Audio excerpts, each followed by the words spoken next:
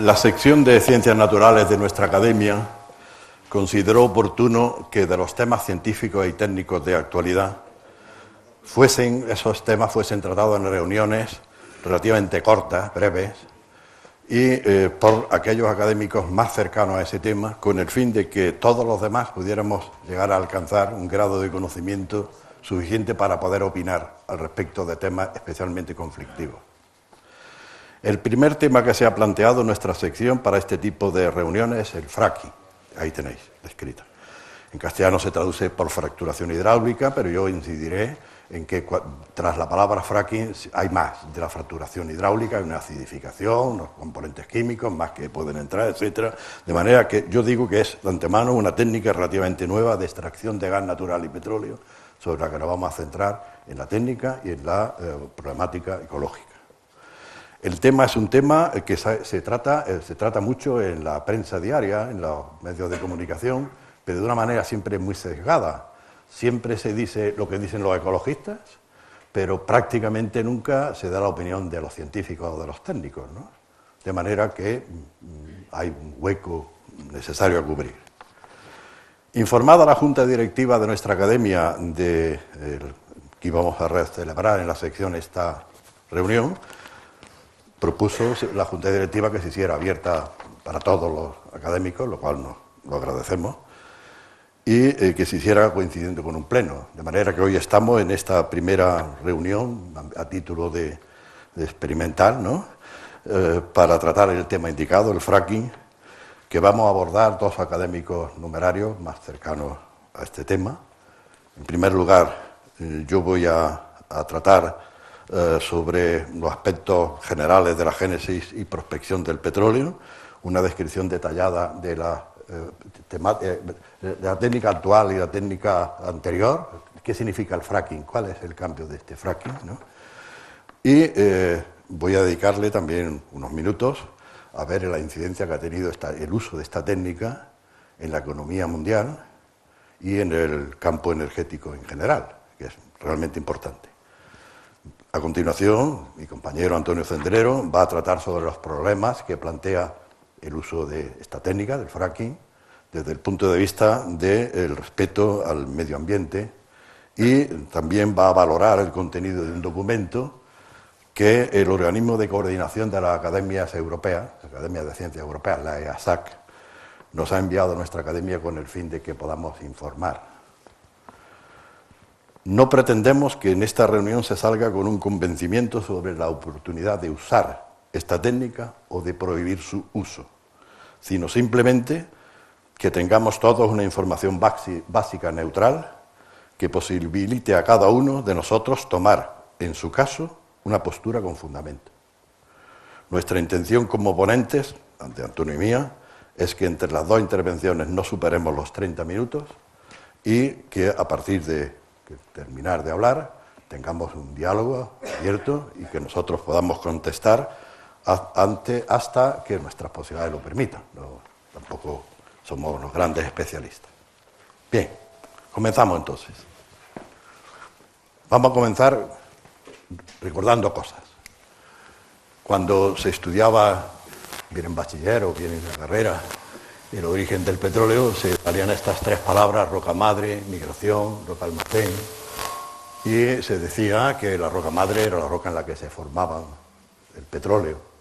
No es verdad, ¿no? En el sentido que la roca madre proviene de un sedimento en el cual se deposita mucha materia orgánica, en un medio marino, de microorganismos, en el cual, y en el proceso que ese sedimento, que puede ser una lutita, un barro, un lodo, tiene bastante roca madre, puede ir evolucionando cuando se produce una compactación, el endurecimiento y la transformación de ese sedimento en roca. De una parte, la parte dura se convierte en la roca y la parte líquida, el agua, se concentra en los poros a alta presión. En el mismo entra también la materia orgánica en plena transformación de materia orgánica a hidrocarburos. La roca madre va a ser procedente de un sedimento que tiene una porosidad y permeabilidad inicial grande. Pero dado que tiene muchas partículas que son planas, colocadas al azar, en el momento que hay una compactación por peso que se va de materiales que se depositan por encima, reduce sustancialmente su espesor hasta un tercio lo que hace que los líquidos que estén dentro de los poros estén sometidos a unas presiones enormes y tienden a escapar. El escape es la migración. ¿Y a dónde van?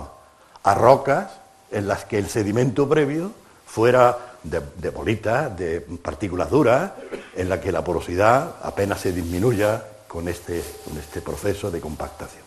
Bien, fijaros que os decía, que desde que se deposita la materia orgánica en la roca madre o en el sedimento predecesor de la roca madre, hasta que tiene lugar la migración, en ese proceso la materia orgánica se puede transformar o no en petróleo. ¿Por qué digo o no? Porque el proceso es lento.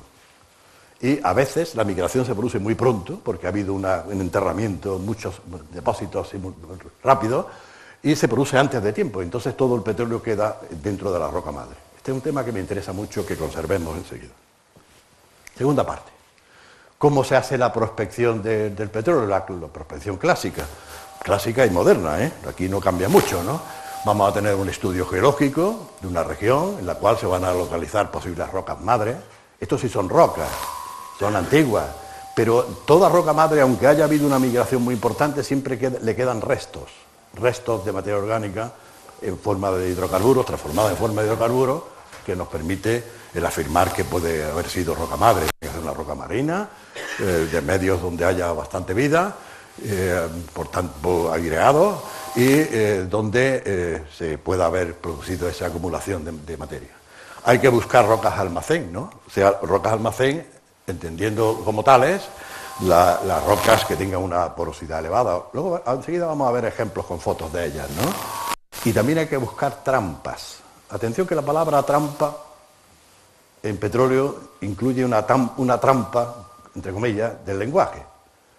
Usualmente en cualquier libro se habla de trampa, la bolsada del petróleo. El petróleo no está en bolsadas, no está en cuevas, no está en huecos de la tierra, ¿no? Está en el seno de una roca que como mucho tiene el 15, el 20% de porosidad de huecos y rellena los huecos de esa roca. Pero no es una masa sin nada alrededor, ¿no? Está en el seno de una roca y sometida a una presión. Bien. ¿Cómo se hace la prospección? Se ayuda de técnicas geofísicas, produciendo terremotos artificiales, viendo la geometría del subsuelo, de cómo es las distintas capas reflectoras que se produzcan ante terremotos artificiales de pequeña magnitud, y se llega a tener un conocimiento bastante preciso. La investigación geológica, al menos en el campo mío de la estratigrafía, y la geología del petróleo están íntimamente ligadas. Hay mucha información, cuerpo de doctrina de la estratigrafía que ha procedido a las investigaciones petrolíferas, que dan una información valiosísima que un instituto universitario o un centro universitario no tiene nunca capacidad económica para llegar a obtenerla. La siguiente fase, una vez delimitada una región donde hay posibles rocas madres, rocas almacén y posibles trampa que puede ser una estructura anticlinal, puede ser un estrato inclinado y fallado que tenga una parte más alta, el petróleo flota sobre el agua. La migración normal se hace agua con el petróleo flota, se reagrupa en la parte alta y el agua salada porque es resto del agua marina, ¿no? Queda en la parte más inferior. Bien, a partir de ahí empieza una etapa costosísima que son los sondeos. Los vamos a tener tanto terrestres como marinos, y sobre ello es lo que voy a hablar más, porque el fracking es una técnica derivada en los sondeos, o aplicable en los sondeos, y una técnica novedosa, muy interesante como veremos en muchos puntos de vista. ¿Y la explotación? ¿Cómo se hace? Una vez que se encuentra petróleo en un pozo, es necesario extraerlo. El petróleo líquido, el petróleo crudo, normalmente se bombea con estas bombas que vemos en muchas películas y muchas fotografías, ¿no? Pero en el gas natural, muchas veces el gas natural está a una presión que es suficiente para que salga por sí mismo a la superficie, y entonces lo único que se tiene arriba es un regulador, ¿no? Una válvula en la cual se reajusta la presión a la que se quiere sacar para tener una producción más o menos constante, o intentar ver cuál es el equilibrio entre la producción y sin descenso de reservas. Desde el año 1950 se utilizaba en sondeos fracturación hidráulica, o sea, el fracking, pero el fracking simplificado. Aquí veremos que es algo más complejo. Y además se utilizaba acidificación, de manera que cuando se hacía un sondeo y se llegaba a un nivel que había indicios buenos de petróleo, pero fluía muy poquito hasta el punto era un sondeo vertical exclusivamente, se metía un tubo con varios agujeros para que pudiera fluir el petróleo hasta allí. Si no fluía, se intentaba aumentar la porosidad, la permeabilidad de la roca, bien metiendo explosivos, bien metiendo ácidos, bien metiendo agua a presión, que era la fracturación hidráulica. Pero esto se viene utilizando desde el año 1950. Entonces no había protestas ecológicas nunca, ¿eh? Tampoco había ecologismo, ¿no? Tal vez es una prueba de nuestra madurez, ¿no? Fijaros, dos de las mejores rocas almacén que hay en la Tierra. Se dice, además esto es prácticamente un dato casi más físico que geológico, que un material tiene máxima de porosidad cuando son partículas esféricas de un tamaño muy uniforme. Aquí tenemos dos casos, el de las areniscas, con los granos de cuarzo a la izquierda, y las calizas oolíticas alusivo a huevo, ¿no? Son como pequeños huevos de tamaños siempre milimétricos. Entonces son los casos ideales. Pero en estos casos ideales la porosidad oscila entre el 5 y el 15%. Y a veces, en el proceso ese de transformación del sedimento a la roca, además de consolidarse, hay cementación, se rellenan huecos de otro material, de manera que las porosidades disminuyen y pueden llegar a ser del 8, del 10, del 6, donde puede ser rentable una explotación. Pero siempre dentro de un estrato, ocupando no una cavidad, sino los poros dentro de una de estos dos tipos de rocas, que son las dos rocas almacenes principales. Esta es la roca madre, la de abajo.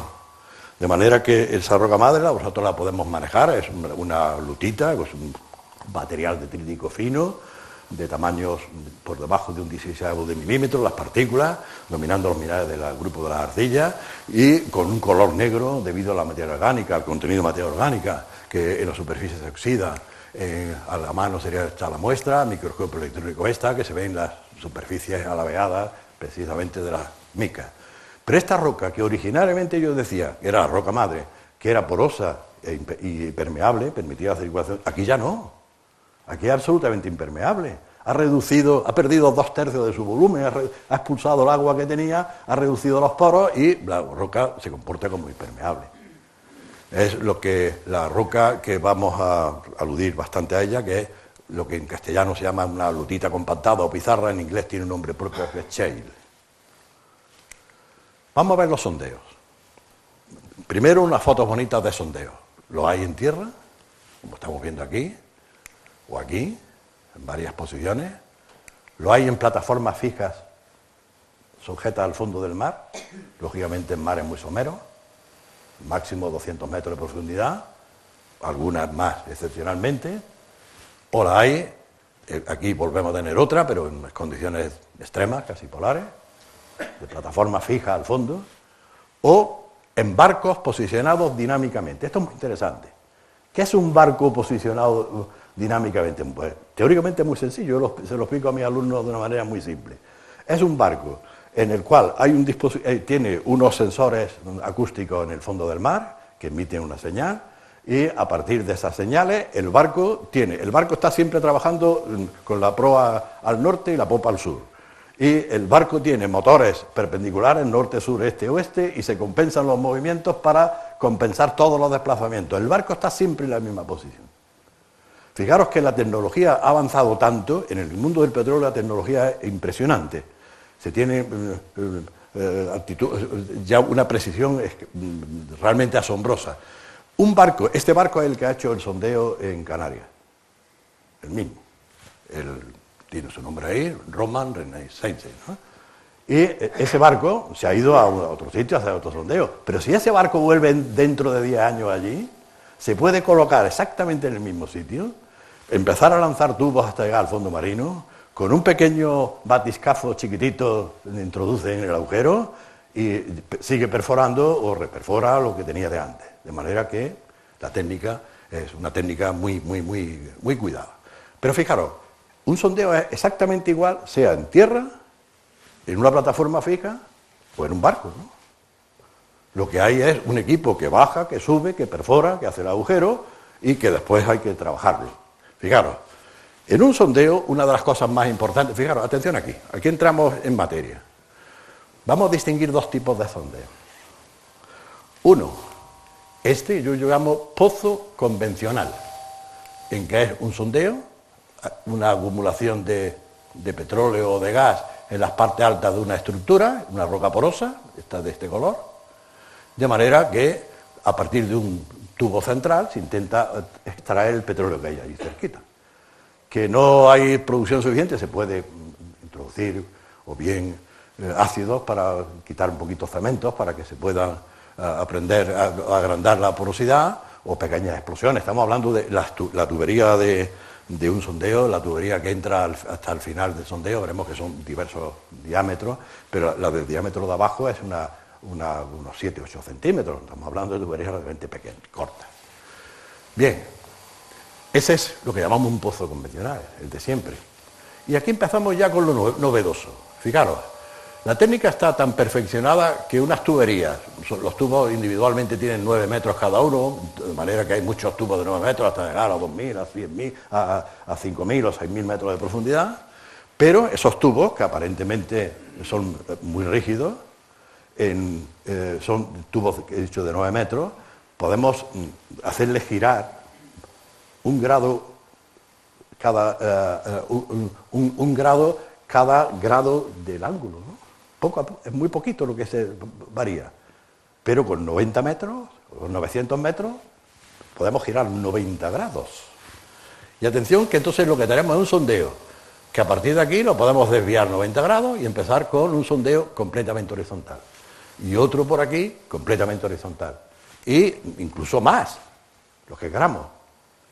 Y en esos tubos horizontales, lo que vamos a hacer es producir inyecciones de agua comprimida con arena que intente aumentar la porosidad de las rocas que vaya atravesando. Pero fijaros que aquí hay una diferencia muy grande.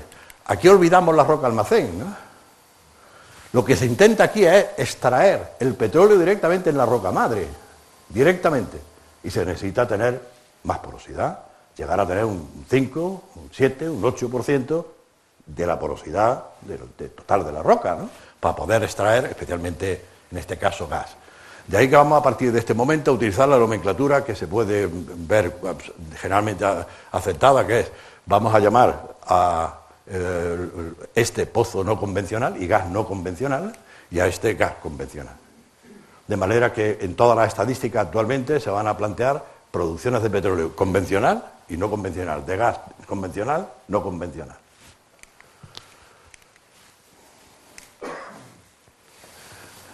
A partir de 1990 se produce este cambio de paradigma y hay autores que lo han llamado la revolución silenciosa, ¿no?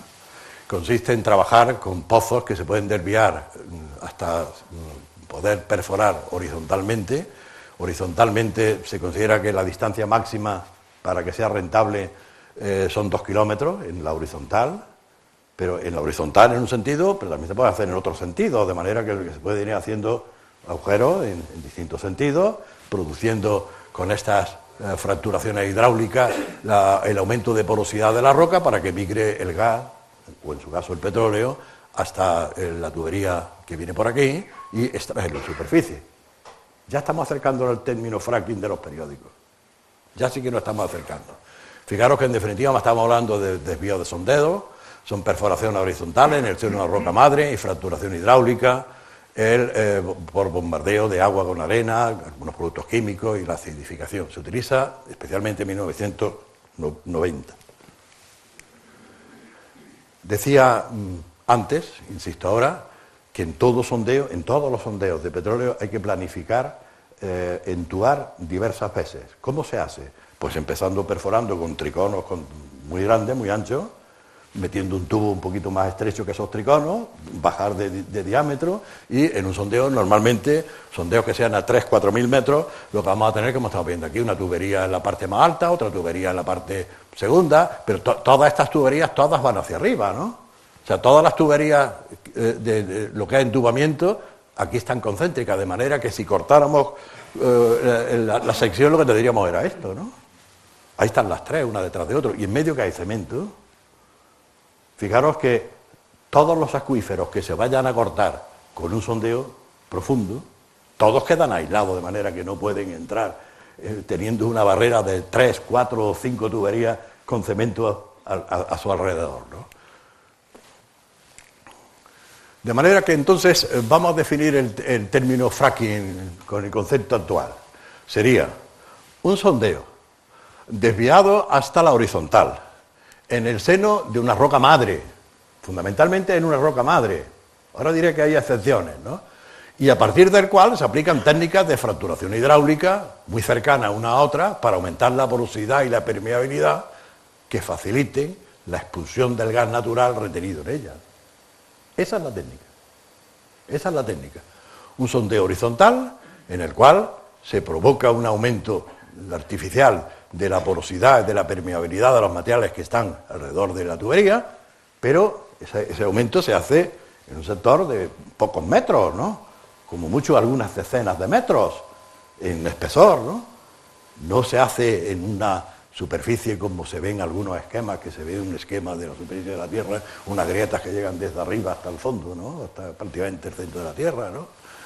¿Por qué decía que el fracking como técnica se utiliza en otros casos, que no sea en la roca madre? Por una cosa muy sencilla, un campo petrolífero que se haya agotado puede ser reperforado haciendo tuberías horizontales y recuperar petróleo o gas de ese campo con esta nueva técnica.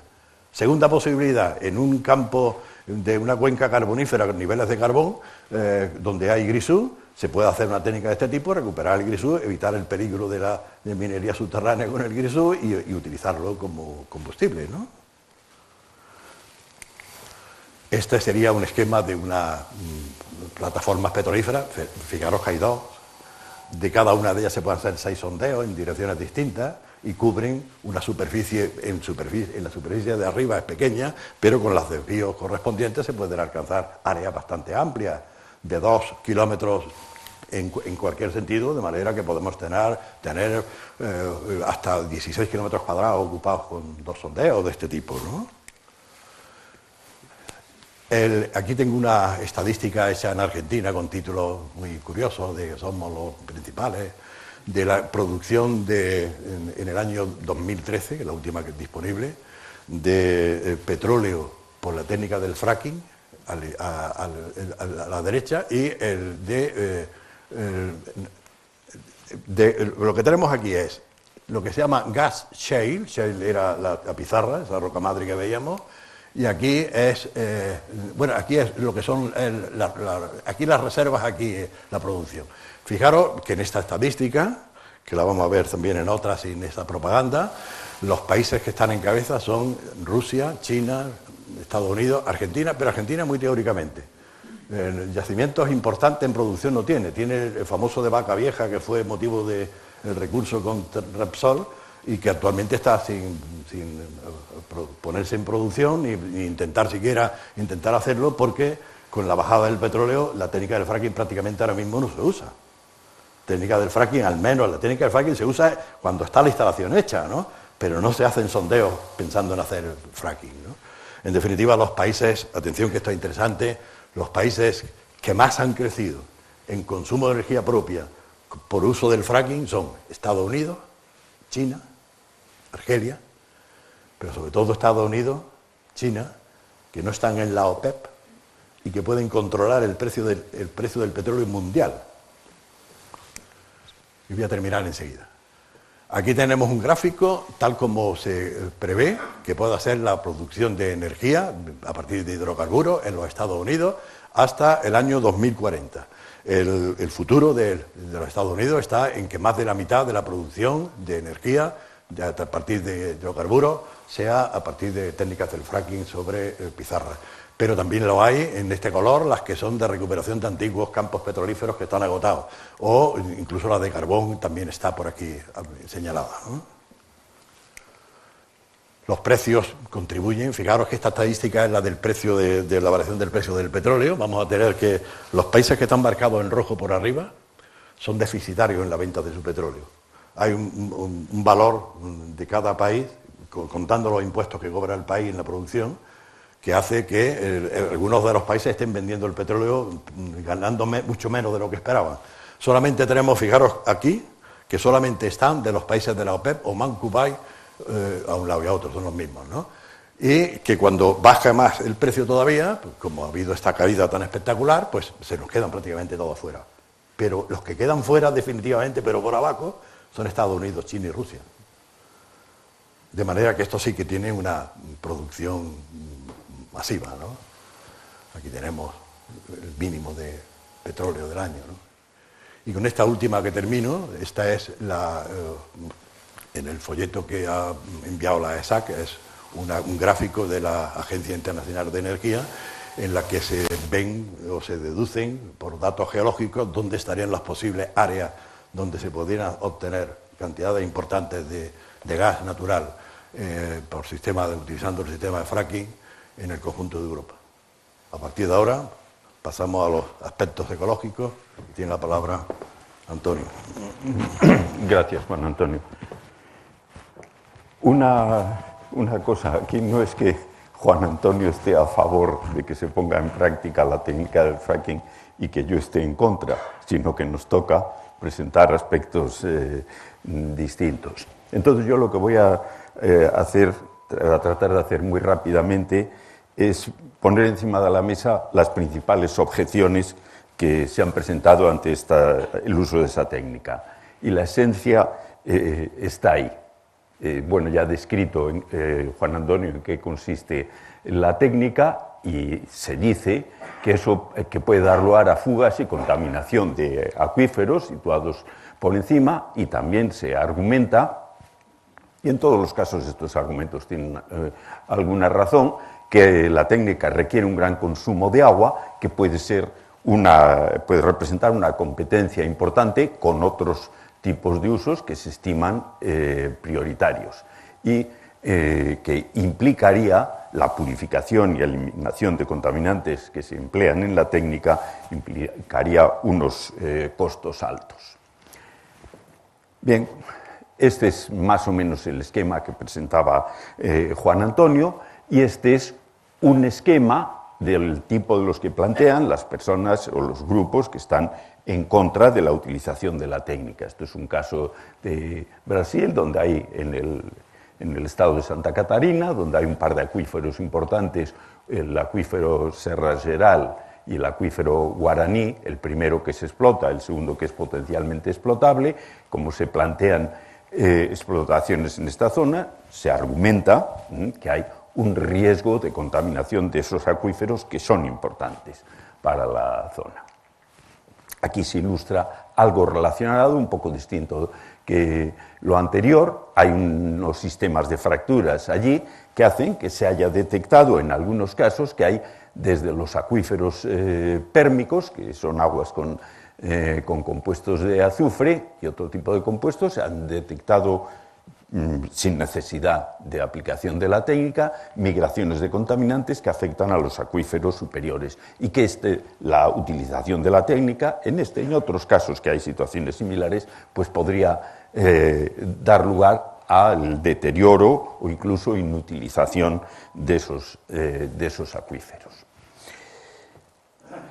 Y estas cosas pues tienen un fundamento, pero parece ser, cuando uno ve las noticias y las cosas que se ponen en los medios encima de la mesa, que el debate se apoya en un uso muy poco cuidadoso de la información científica y sobre la base de muy pocos datos, y acude a argumentos de tipo emocional o a veces a argumentos absolutamente peregrinos. Yo he resaltado esto, que es una noticia de EFE de hace unos meses, no en relación con el fracking, sino con la prospección de petróleo en Canarias, que a mi modo de ver ilustra muy bien cuáles son los tipos de argumentos y el fundamento de lo que se pone encima de la mesa. No sé si lo leen todos, pero dice, está sacado de aquí. Eleonora Blanco, estudiante de pedagogía en la Universidad de La Laguna, durante esa manifestación, indicó que las prospecciones supondrán un daño muy grave para el sector del turismo, para las playas y el medio ambiente, y perjudicarán a muchos mamíferos marinos. Eleonora Dixit. Bien, y eso es lo que encontramos continuamente. Y también encontramos que con muy buena voluntad la gente hace un uso sesgado o, digamos, poco cuidadoso o poco informado de la información científica. Lo que pongo aquí, que seguramente no lo leen bien, es el abstract de un artículo sobre las consecuencias del fracking que una persona que se opone al uso de la técnica me dijo, no, si hay estudios científicos que ponen claramente de manifiesto que esa técnica ha causado muchos daños. Y me dio este artículo. Me dio este artículo que no es un artículo, que es algo submitted for consideration. No sé si eventualmente se publicó. Yo he resaltado algunas cosas. Y esto lo que hizo fue una búsqueda bibliográfica para ver los efectos potenciales sobre la salud, detectó una serie de sustancias que podrían afectar a la piel, otras que podrían afectar al sistema nervioso, otras al sistema endocrino, otras que podrían causar cáncer, y luego que las sustancias químicas utilizadas durante los sondeos pueden tener efectos a largo plazo, y finalmente dice, se mostró un ejemplo sobre un caso de evaporación en un pozo que contenía numerosas sustancias químicas peligrosas. Finalmente dicen los autores del artículo que esta discusión pone en manifiesto la dificultad de desarrollar, métodos de seguimiento y control de calidad del agua adecuados. Y finalmente recomienda que se informe. El artículo recomienda que se informe bien de todos los productos, que se haga un seguimiento y una monitorización de lo que pasa con el agua, el aire y la salud humana, y que se regule eso de acuerdo con la legislación. Volveré sobre esto al final en relación con lo de la ESAC. Es decir, lo que se dice aquí no es lo que lee la persona que lo utiliza como justificación para decir, no, hay pruebas indudables de que esto va mal.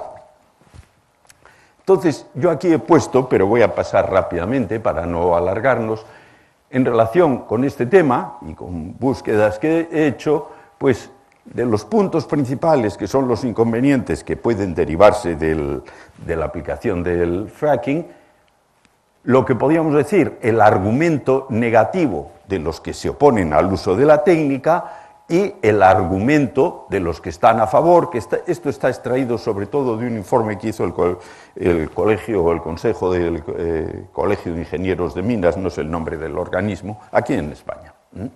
Entonces, la EPA ha encontrado en un acuífero componentes relacionados con el fracking, hay pozos que contienen benceno en cantidades superiores, fenoles, tal.